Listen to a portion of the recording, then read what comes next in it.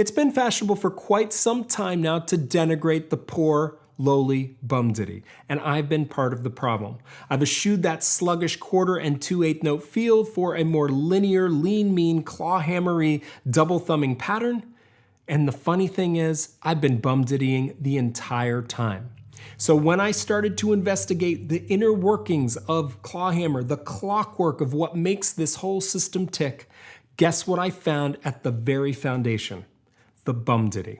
So if that's the case, we better be damn good at playing it. So today I'm going to show you how to improve your BumDitty, how to think about it, and how it undergirds the entire structure of Clawhammer on Banjo Quest. So the way I want to start today is first to make a small distinction between BumDitties. I want to talk quickly about the Pete Seeger BumDitty and what I'm calling the BumDitty. Although rhythmically identical, there is a difference, and I want to be so bold as, for a little while anyway, rename the Pete Seeger stroke the Bum Brushy. The Bum Brushy is, of course, this.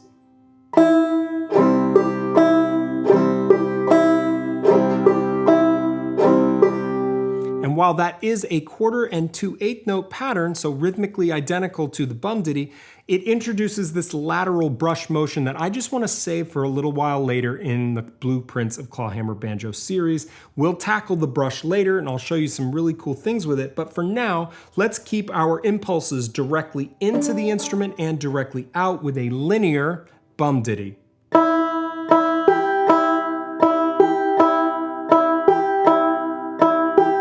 And to put this in the one chord, the chord of C in double C tuning, I am fretting my first string second fret to get that chord.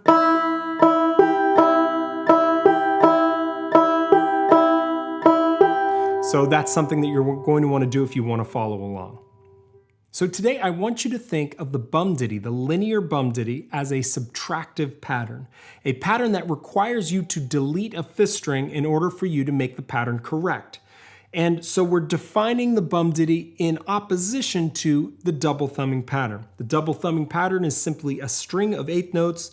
Every downstroke and upstroke is sounded. It sounds like this.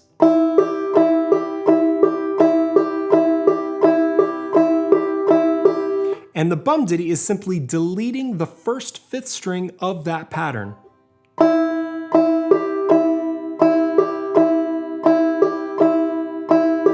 And of course, you can play these back to back.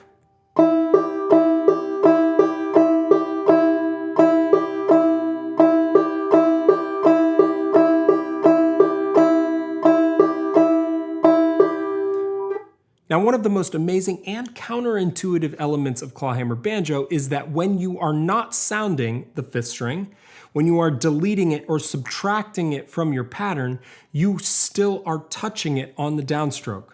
It's really weird. It's hard to get your mind around. There aren't many instruments that you play that require you to touch the string you're not going to sound. Clawhammer is one of those strange instruments. So let me show you that when I'm playing the BumDitty,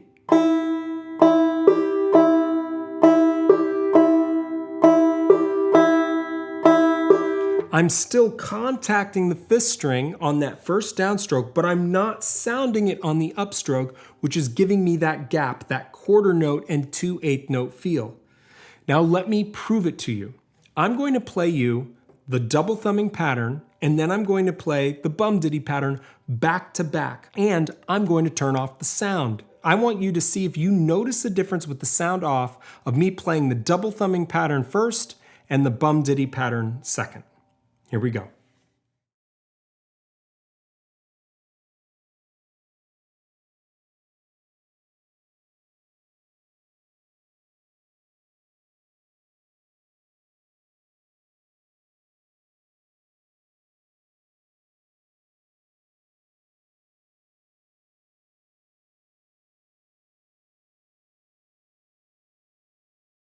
So I have a confession. I just played a trick on you. The first pass I said was going to be double thumbing was actually the BumDitty, and the second pass was double thumbing. So now let me play you that clip back and you can see the clip with sound.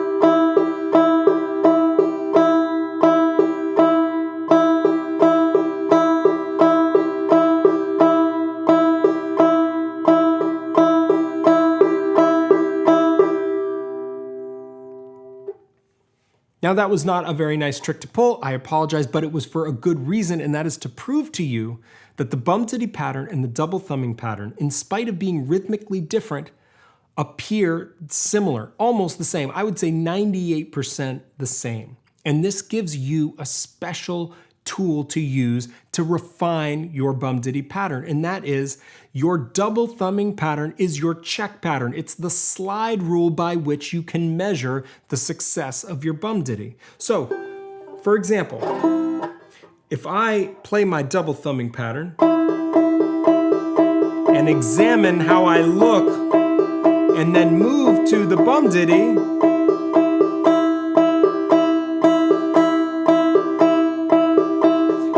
very little should change.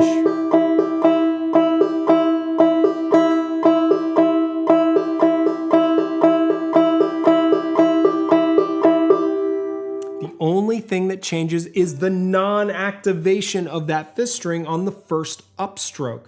Now let's go back to the top and let me answer the question, why is the Bum-Ditty so important? The Bum-Ditty is important because it leaves a gap for your left hand action.